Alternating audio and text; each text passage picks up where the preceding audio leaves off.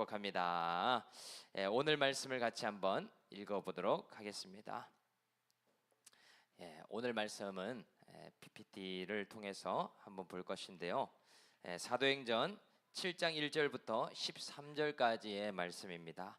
우리 앞에 보시고 한번 합독해서 읽어보도록 하겠습니다. 시작. 대제사장이 이르되 이것이 사실이냐? 스데반이 이르되 여러분 부형들이여 들으소서. 우리 조상 아브라함이 하란에 있기 전 메소포다미아에 있을 때에 영광의 하나님이 그에게 보여 이르시되 내 고향과 친척을 떠나 내가 내게 보일 땅으로 가라 하시니 아브라함이 갈대아 사람의 땅을 떠나 하란에 거하다가 그의 아버지가 죽음에 하나님이 그를 거기서 너희 지금 사는 이 땅으로 옮기셨느니라. 그러나 여기서 발붙일 만한 땅도 유업으로 주지 아니하시고 다만 이 땅을 아직 자식도 없는 그와 그의 후손에게 소유로 주신다고 약속하셨으며 하나님이 또 이같이 말씀하시되 그 후손이 다른 땅에서 나그네가 되리니 그 땅 사람들이 종으로 삼아 400년 동안을 괴롭게 하리라 하시고 또 이르시되 종 삼는 나라를 내가 심판하리니 그 위에 그들이 나와서 그 이곳에서 나를 섬기리라 하시고 할례의 언약을 아브라함에게 주셨더니 그가 이삭을 낳아 여드레 만에 할례를 행하고 이삭이 야곱을 야곱이 우리 12조상을 낳으리라. 여러 조상이 요셉을 시기하여 애굽에 팔았더니 하나님이 그와 함께 계셔 그 모든 환난에서 건져내사 애굽 왕 바로 앞에서 은총과 지혜를 주심에 바로가 그를 애굽과 자기 온 집의 통치자로 세웠느니라. 그때에 애굽과 가나안 온 땅에 흉년이 들어 큰 환난이 있을세 우리 조상들이 양식이 없는지라. 야곱이 애굽에 곡식이 있다는 말을 듣고 먼저 우리 조상들을 보내고 또 재차 보내매 요셉이 자기 형제들에게 알려지고 되고 또 요셉의 친족이 바로에게 드러나게 되니라. 아멘. 오늘 말씀 제목은요, 바랄 수 없는 중에 믿음의 순종을 하게 하십니다 라는 제목으로 하나님 말씀을 나눠보도록 하겠습니다. 사람이 느끼는 스트레스와 고통에도요 순위가 있다라는 이야기를 합니다. 10위부터 1위까지를 보면은요, 먼저 10위는 퇴직 또는 사임을 할 때 사람은 스트레스를 느낀다고 해요. 오래된 직장 생활을 그만두게 되는 그런 상황을 이야기하는 것이죠. 그리고 9위는요, 별거 후에 재결합을 할 때 사람은 스트레스를 많이 느낀다고 합니다. 갈등 상황이 계속되어서 잠깐 따로 지내다가 다시 함께 사는 것도 쉬운 일이 아니겠죠. 그리고 8위는요, 해고 또는 권고사임을 당할 때라고 이야기를 하더라고요. 정년퇴직이나 또 이직은요, 자신이 선택해서 하는 것인데요, 해고를 당할 때는요, 그 스트레스가 더 커질 수밖에 없겠더라. 그리고 7위는 의외인데요, 결혼이라고 합니다. 결혼을 준비하는 것도 쉬운 일이 아니겠지만은요, 결혼 이후에 살림이나 육아처럼 맞춰가는 과정 또한 사람에게는 많은 스트레스를 유발한다라고 이야기를 하더라고요. 그리고 6위는요, 갑작스러운 질병이나 중병이라고 이야기합니다. 암에 걸린다든지 정신적으로 이런 극심한 우울증이나 이해할 수 없는 중병에 걸릴 때 사람은 스트레스를 받게 된다라고 이야기를 합니다. 그리고 5위는요, 부모나 형제의 죽음이라고 이야기를 해요. 특히 어린 시절부터 봐왔던 가족이 세상을 떠나게 될 때 사람은 큰 상실감에 빠지게 된다고 합니다. 친동생이나 친누나 또 어머니의 죽음처럼요, 영원히 내 곁에 있을 것 같은 사람이 사라지는 것, 이것을 말하고 있는 것이죠. 그리고 4위는요, 징역이나 형벌, 수감 생활을 겪는 것이다 라고 이야기를 하더라고요. 인생에 사형 선고를 받는 것처럼 시한부 인생을 살아가게 되는 경우에 스트레스를 많이 받게 되더라. 그리고 3위와 2위는요 비슷한 것이라서 묶어서 이야기를 할 수 있는데요, 배우자와의 별거, 그리고 이혼이라고 이야기를 합니다. 그리고 대망의 1위는요, 배우자 또는 자녀의 죽음이라고 이야기를 하더라고요. 생각만 해도 너무나 슬프고 안타까운 일 아닙니까? 그래서 오늘 목장 모임에서는요, 내가 현재 겪고 있는 스트레스는 10점 중에 몇 점 정도 되는가, 이 10가지 중에 어떤 것이 있는지를 한번 나눠보면 좋겠습니다. 그런데 오늘 스데반의 설교에 나오는 두 사람 또한요, 이러한 10가지 스트레스를 받을 수밖에 없는 환경에 마주한 인생임을 알 수 있습니다. 그 가운데에 어떻게 믿음의 순종을 해 나갈 수 있었는가, 오늘 본문을 통해서 한번 살펴보도록 하겠습니다. 그래서 믿음의 순종 첫 번째는요, 바랄 수 없는 중에 약속의 말씀을 믿고 가는 것이다. 우리가 다시 한번 2절부터 4절 말씀을 한번 곱씹어서 읽어보겠습니다. 시작. 스데반이 이르되 여러분 부형들이여 들으소서. 우리 조상 아브라함이 하란에 있기 전 메소보다미아에 있을 때에 영광의 하나님이 그에게 보여 이르시되 네 고향과 친척을 떠나 내가 내게 보일 땅으로 가라 하시니 아브라함이 갈대아 사람의 땅을 떠나 하란에 거하다가 그의 아버지가 죽음에 하나님이 그를 거기서 너희 지금 사는 이 땅으로 옮기셨느니라. 아멘. 오늘 스데반은요, 대제사장과 종교 지도자들 앞에서 설교를 하고 있습니다. 스데반은 사도도 아니고 집사가 아닙니까? 우리에게 정말 큰 도전을 주고 있죠. 그런데 유대인들이 아무도 모를 수 없는 아브라함에 대한 설교를 하고 있더라라는 사실이죠. 아브라함은 갈대아 우르에 살고 있을 때 하나님께서 부르시더니 황당한 명령을 하고 계십니다. 어떤 명령을 하나 봤더니 너는 본토 아비 친척의 집을 떠나 내가 내게 지시할 땅으로 가라, 이렇게 말씀을 하시더라는 것이죠. 그런데 여기서요, 지시할 땅이니까요, 어떤 곳인지 알려주신 것도 아니죠. 아브라함은 목적지도 모르는 상태입니다. 그리고요, 한 족속을 다 가리켜서 가라고 한 것도 아니라는 사실이죠. 아브라함 혼자 부르더니 너는 가라 하시는 것이 아닙니까? 그런데 이때 아브라함은요, 자식도 있는 상태가 아니었습니다. 아들도 없이 본토를 떠나면은요, 그야말로 떠돌이 생활의 시작이 아닙니까? 가만히 본토에 있으면 물려받을 기업이라도 남아 있을 텐데요, 그런 것들도 다 사라지는 것 아닙니까? 그리고요, 자기 족속 안에 있어야 보호받을 수 있고 안전할 수 있잖아요. 혹시 혼자 돌아다니다가 다른 족속들에게 발각되면 죽을 수 있는 위협이 있는 것 아니냐, 이 말이죠. 그야말로 하나님의 명령은요, 불확실성의 극치라고 말할 수 있겠더라. 그래서 하나님께서 아브라함과 언약을 맺을 때 보면은요, 하늘의 별을 보여주시면서요, 네 자손이 저 별과 같이 많게 해주겠다, 이런 황당한 약속을 하시죠. 또 바다의 모래를 보여주시면서요, 저 모래만큼이나 너에게 후손을 주시겠다 라고 약속을 하십니다. 그런데 여러분, 아브라함이요, 그렇게 믿음이 대단한 사람이 아니잖아요. 하나님의 때를 기다리지 못하는 모습을 보여줍니다.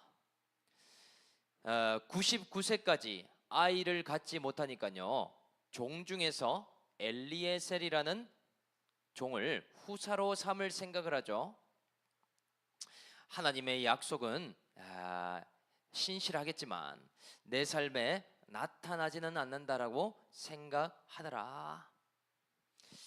그러자 또 어떻게 합니까? 분명 아내인 사라의 몸에서 자식을 준다고 했는데요. 여종을 데리고 와서 그냥 이스마엘이라는 아들을 낳아버리죠. 끝까지 약속을 믿지 못하고 인간적인 방법을 사용하는 사람, 그 사람이 아브라함이더라. 위기의 때에 거짓말을 하고 흉년이 오면 애굽으로 피할 생각만 하는 것이 아브라함이 아닙니까? 그런데 하나님께서는요, 아브라함의 한 가지 순종을 너무나 기쁘게 보시더라는 사실이죠. 그래서 아브라함은요, 혼자 이 믿음의 길을 떠날 적용을 하지 않습니까? 그래서 그 이후에 어떻게 되는가? 7절과 8절 말씀을 한 번 더 읽어보겠습니다. 시작. 또 이르시되 종 삼는 나라를 내가 심판하리니 그 후에 그들이 나와서 이곳에서 나를 섬기리라 하시고 할례의 언약을 아브라함에게 주셨더니 그가 이삭을 낳아 여드레 만에 할례를 행하고 이삭이 야곱을, 야곱이 우리 12조상을 낳으니라. 아멘. 자식도 없는 아브라함에게 믿음의 길을 가라고 하셨는데 실제로 어떤 일이 일어납니까? 아브라함의 순종으로 인해서요, 결국 100세의 때에 이삭이라는 아들을 주시고 계시죠. 아브라함의 생각과는 너무나 다른 길이 아니겠습니까? 이삭이 야곱을 낳고 야곱이 12아들을 낳으면서요, 진짜 이스라엘 족속이 탄생하게 되었더라. 바랄 수 없는 중에 보이지 않는 약속을 붙들었고 또 눈에 보이지 않는 그 말씀을 믿고 나아갈 때 하나님께서 역사하고 계시더라는 것이죠. 그래서요, 이 말씀을 적용해 본다면요, 우리는 신앙생활의 본질이 무엇일까? 우리 모두가 언제 어떻게 신앙생활을 시작하게 되었습니까? 단순히요, 그냥 교회를 다니는 것이 신앙생활이 아니죠. 우리는 모두가 하나님의 부르심을 받고 오늘 이 자리에 말씀을 듣게 되었다라는 사실이죠. 나 같은 죄인을 부르셔서 하나님은 무엇을 약속해 주고 계십니까? 오늘요, 이 약속의 말씀을 작은 믿음으로 붙들면은요, 이 약속의 땅에 들어가는 구원의 여정으로 하나님께서 삼아 주신다라는 사실이죠. 우리는 모두가요, 믿음 좋은 사람들이 아닙니다. 우리는 인생을 욕심으로 살아왔고요, 성공하기만을 바라고 행복만 부르짖고 살아온 인생입니다. 하나님이 누구신지, 하나님의 뜻이 무엇인지 전혀 관심을 가진 인생이 아니라는 사실이죠. 이 땅에서 거룩과 상관없이 살아가기를 바래왔습니다. 아브라함처럼 기회주의자에다가 거짓말하는 인생에 위기가 오면 도망칠 수밖에 없는 떠돌이의 인생이 아닙니까? 그런데 하나님이요, 오늘 이 말씀의 자리에 불러주셨죠. 약속의 말씀을 듣고 바랄 수 없는 중에 보여주신 이 믿음의 소망을 우리에게 주시고 계시더라. 그런데 여러분, 우리가요, 본토 친척 아비의 집을 떠나 약속의 땅으로 가는 결단이 쉬운 일일까? 우리 집안과 가문은요, 하나님을 모르는 불신 가족이었습니다. 지금도 모두가 예수 믿는 가정이 아닐 수 있습니다. 여전히 물질 우상을 섬기고요, 돈이면 최고라고 말하는 가정이 아닙니까? 또요, 우리는 가족 우상이 있습니다. 신앙생활보다 가족이 더 우위에 있는 그런 토양에서 지내고 있었다는 사실이죠. 또 율법과 온갖 세상 가치관으로 대화만 하면 갈등이 생기거나 분노하는 그런 문화가 있을지도 모릅니다. 상처와 트라우마가 만연한 나의 인생, 나의 가정이 아닌가. 그런데 그런 토양에서요, 나를 건져주시기 위해서 오늘 먼저 불러주신 것이죠. 지금이라도 불러주신 것이 얼마나 감사한 일입니까? 나를 구원의 인생, 언약의 인생으로 삼아 주시려고 지금 불러내고 계시더라. 그래서요, 이제 발만 떼고 믿음으로 나아가면 되는데요, 참 순종하기 어려운 우리의 주제가가 있습니다. 우리에게는요, 믿음이 하나도 없다는 사실이죠. 왜 그런가? 하나님, 보여주셔야 믿을 수 있는 것 아닙니까? 라고 이야기를 하고 있습니다. 하나님, 내가 어디로 갈지를 보여주시면 그때 제가 갈게요. 목적지를 알려주시면, 그곳이 제가 갈 만한 곳이면 그때 제가 믿겠습니다. 라고 주장한다는 것이죠. 그래서요, 끊임없이 믿음의 증거를 요구하고 있는 모습 아닙니까? 내가 순종할 수 있는 분명한 증거를 주시기를 요청하고 있더라.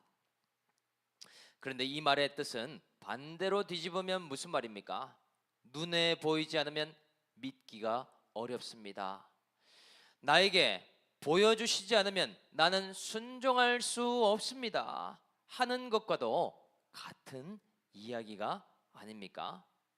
그래서요, 보여주는 것으로 믿는 것은 믿음이 아니죠. 그것은 사실이라고 하고 현실이라고 말합니다. 이 상태로는요, 눈에 보이는 것이 없으면 하나님을 믿을 수조차 없더라는 사실이죠. 표적이 없으면 신앙생활이 무의미하다라고 이야기할 것입니다. 기도가 무슨 소용이 있는가 말할 것이고요, 말씀을 들어서 내 인생이 변화된 것이 무엇이냐라고 도리어 질문하지 않겠습니까? 그래서요, 잠깐 교회 다니고요, 예수 믿어봤는데 나에게 복 주는 것도 하나도 없더라, 결론처럼 말할 가능성이 큰 것이죠. 그런데 그런 것은요, 신앙이 아닙니다. 오늘 나에게 하나님께서 요구하는 것 한 가지가 무엇인지 아십니까? 하나님은요, 이 말씀을 들을 때에 겨자씨만한 작은 믿음을 요구하고 있다라는 사실이죠. 왜냐? 겨자씨만한 믿음이 있을 때 우리는 순종할 수 있기 때문입니다. 순종은 그냥 되는 것이 아니라 믿음이 작게나마 있을 때 할 수 있는 일이라는 사실이죠.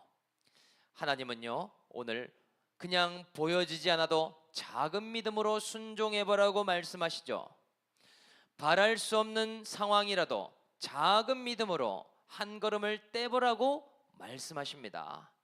나에게 느껴지지 않고 내 감정이 동하지 않아도 예수 그리스도의 소망을 가지고 이 믿음의 여정을 가보자라고 말씀하고 계시더라. 정말 아이러니한 일 아닙니까? 그런데요, 이 길이 모든 믿음의 선진들이 간 길이라는 사실이죠.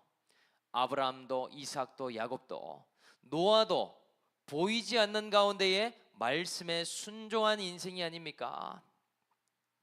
저는요, 우리 올리브교회가 작은 개척교회지만은 지금 이런 과정에 있다라는 생각이 듭니다. 개척을 한 지 얼마 되지 않았기에 눈에 보이는 것을 찾을 수가 없습니다. 내 마음에 안심이 될 만한 것이 있겠습니까?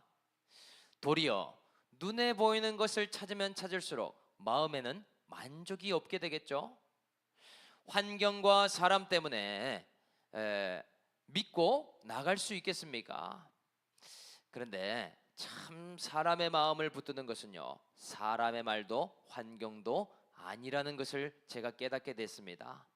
아무리 이렇게 해라 저렇게 해라 해도요, 말씀과 환경을 통해서 하나님이 그 마음을 붙들어 주셔야 가능한 것이 목회라는 것이죠. 그래서 비교할 수는 없겠지만은요, 진짜 믿음의 현주소를 알 수 있는 환경은 작은 개척교회에서 알 수 있는 것이죠. 우리는 바랄 수 없는 중에 작은 믿음 때문에 오늘 말씀을 붙들고 가고 있습니다. 그 가운데에 훈련을 받아가고 있는 것이죠. 그래서 오늘 우리가 해야 할 기도는 무엇일까? 당장 아들만 빨리 달라고 하는 기도가 아닙니다. 하나님 많은 축복을 빨리 부어주시고 제가 신앙생활 잘할 수 있도록 믿음과 건강과 물질을 부어주세요. 당장 또 저 같은 경우에는요, 교회를 부흥시켜달라 하는 그런 기도가 아니라는 사실이죠. 오늘 우리가 해야 될 기도가 있다면요, 하나님 오늘 나에게 이 말씀을 붙들 작은 믿음을 부어주셔서 믿음의 여정을 출발할 수 있도록 순종할 수 있도록 해달라고 기도해야 하겠더라.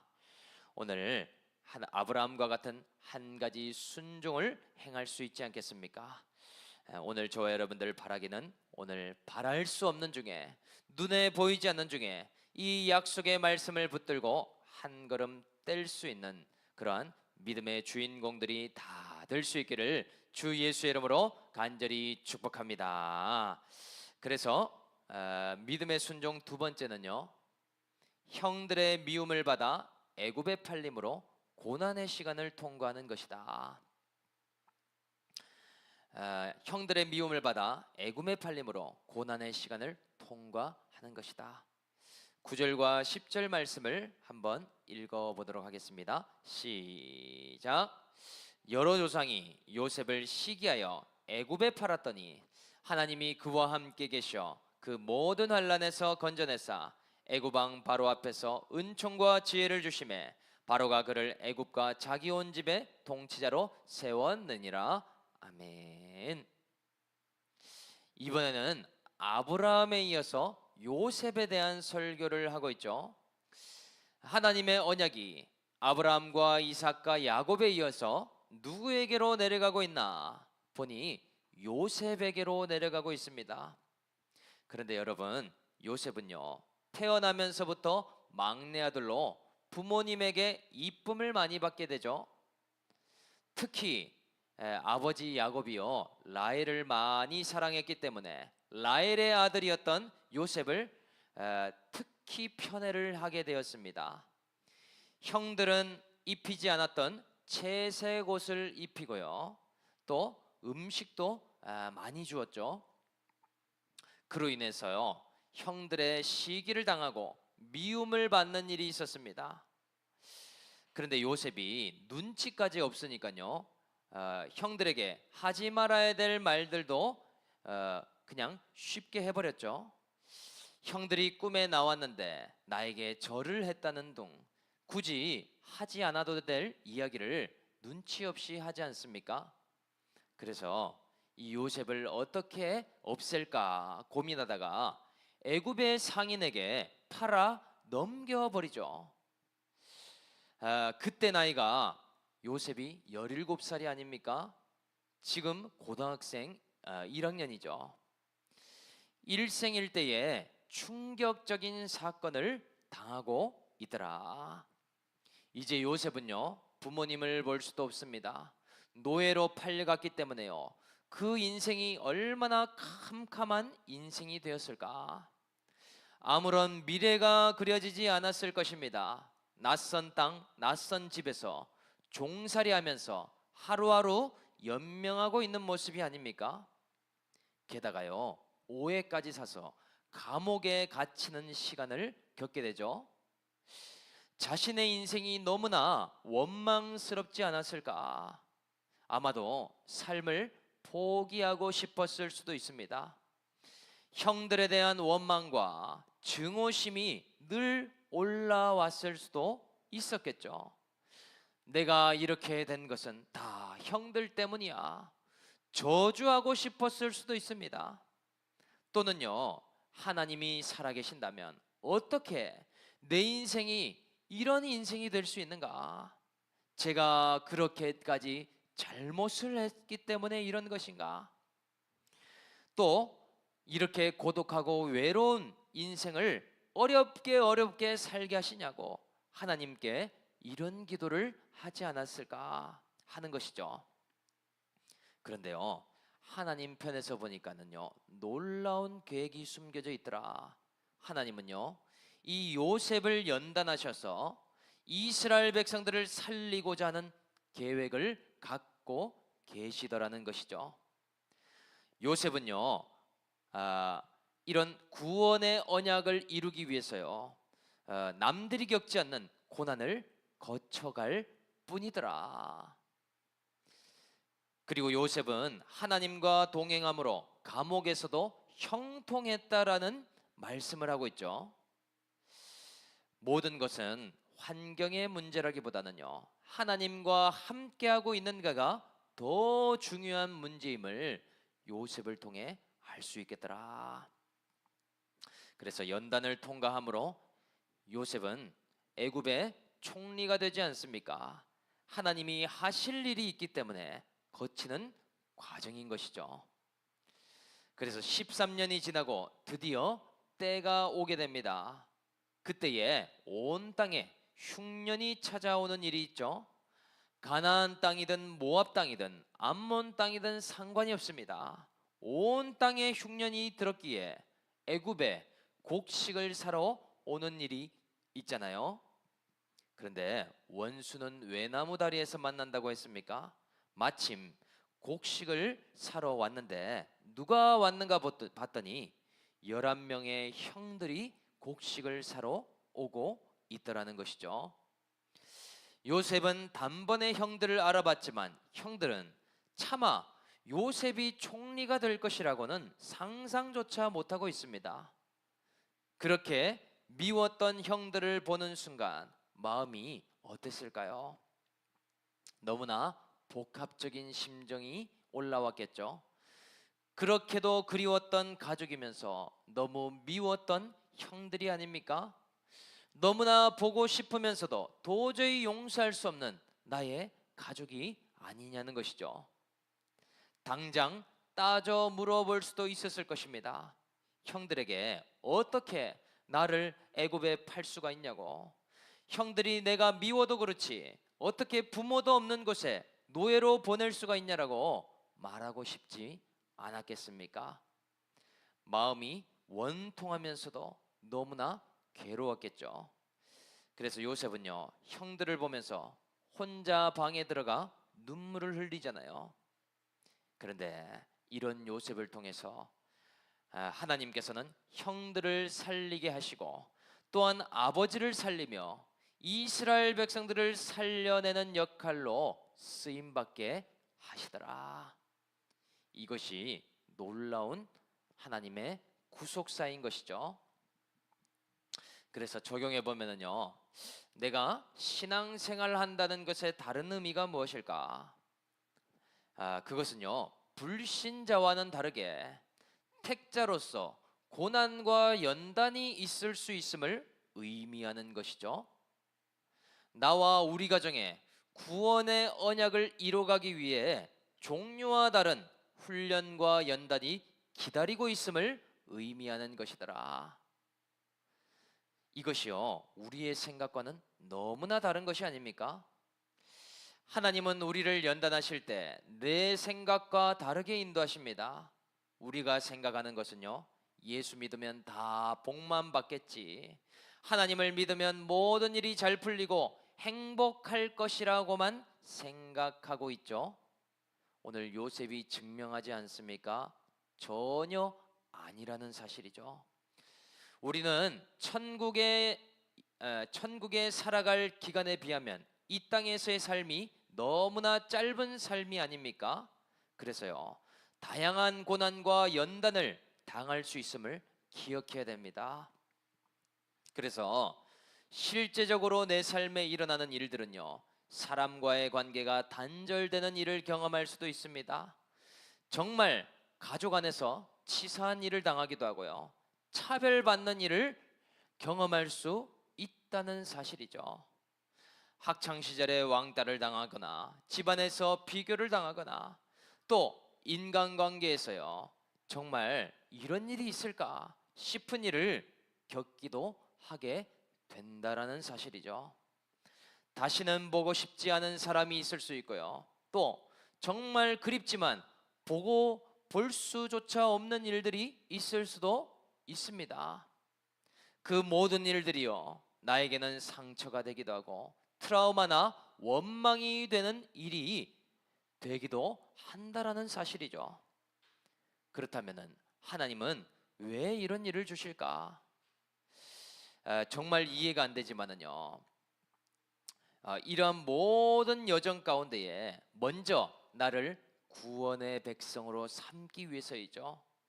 나를 하나님 나라 천국의 성도로 준비시키기 위해서입니다. 그리고 나아가서요, 나를 통해 나의 부모, 나의 가정, 나의 자녀를 또한 구원의 백성으로 이끌기 위해서라는 사실이죠. 그런데요, 이 과정을 겪을 때에 이러한 언약과 말씀을 모르면은요, 전혀 해석을 할 수가 없게 됩니다. 처음에는요, 사람 탓, 환경 탓부터 시작을 하면서 해석해 보려고 하겠죠. 내가 저런 사람을 잘못 만나서 그렇지 뭐. 아니면 내가 운이 나빠서 그런 거지.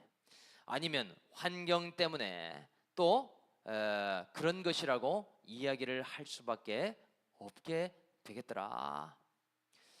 그리고 약속의 말씀이 없기 때문에요, 상처와 트라우마에 빠져서 허우적거릴 수밖에 없습니다. 나의 인생의 의미가 무엇일까? 아무리 생각해도 모르겠다라고 말할 수밖에 없는 것이죠. 인생의 패배주의와 자기 연민에 빠져서요, 도대체 무슨 희망이 있는지 한탄밖에는 나오지 않게 될 것입니다. 그래서 혹시나 하는 마음에 하나님을 찾게 되는데요, 하나님께 이렇게 이야기하겠죠. 다른 사람들은 다 잘 사는 것 같은데 왜 저만 이렇게 힘들게 살아갑니까? 다른 사람은 행복한 것 같은데 왜 내 인생엔 이런 단절과 아픔과 상처가 놓여져 있습니까? 하나님, 저만 이렇게 쓸쓸하고 고독하고 외롭게 두신다면 저의 인생의 의미가 무엇입니까? 라고 말할 수밖에 없는 것 아닙니까? 그런데요, 하나님은요, 오늘 나에게 말씀하시죠. 내가 택자이기 때문에, 내가 구원받은 인생이기 때문에 하나님은 그런 과정을 통과해서 반드시 회복시키실 것이라고 말씀하시더라. 때가 되어서 화해가 필요하면 화해도 시킬 것이고요, 또 용서할 수 없는 사람이 있다면 용서도 할 수 있도록 인도하실 것입니다. 나의 상처와 트라우마도 누군가를 살릴 수 있는 약재료가 되도록 이끄신다라는 사실이죠. 저와 여러분, 인생에서 당할 수 없는 차별과 비교와 단절을 당했습니까? 괜찮습니다. 하나님께서 여러분의 인생을 이미 아시고 보고 계셨기 때문이죠. 혼자 애굽 감옥에 갇힌 것처럼 힘든 나날들을 보내고 계십니까? 괜찮습니다. 하나님께서요, 여러분과 동행해 주실 것이기 때문이죠. 왜 나만 모르는 길을 가서 고독하냐고 외치고 계십니까? 오늘 이 말씀을 통해서요, 우리를 위로하시고 붙들어 주실 것입니다. 오늘 저와 여러분들에게 도전을 드린다면요, 아브라함과 이삭과 야곱과 요셉처럼 우리는 구원의 언약을 위해서 이러한 고난과 연단의 과정을 통과해야만 할 것입니다. 우리 모두가 이런 과정을 말씀을 붙들고 잘 통과함으로 구원을 이루고 또한 구속사의 주인공이 될 수 있는 저와 올리브 가족 여러분들이 다 될 수 있기를 주 예수의 이름으로 간절히 축복합니다. 말씀을 마무리하겠습니다. 믿음의 순종은 바랄 수 없는 중에 약속의 말씀을 믿는 것이라고 말씀하십니다. 또한 믿음의 순종은 형들에게 차별당함으로 애굽에 팔려 고난의 시간도 통과해야 된다 말씀하십니다. 하나님, 우리 모두가 이런 과정을 통과할 수 있도록 믿음과 순종을 부어달라고 고백할 수 있는 우리 올리브 교회 모든 성도님들 다 될 수 있기를 주님의 이름으로 축복합니다. 이 시간 우리 한번 기도하겠습니다. 이 시간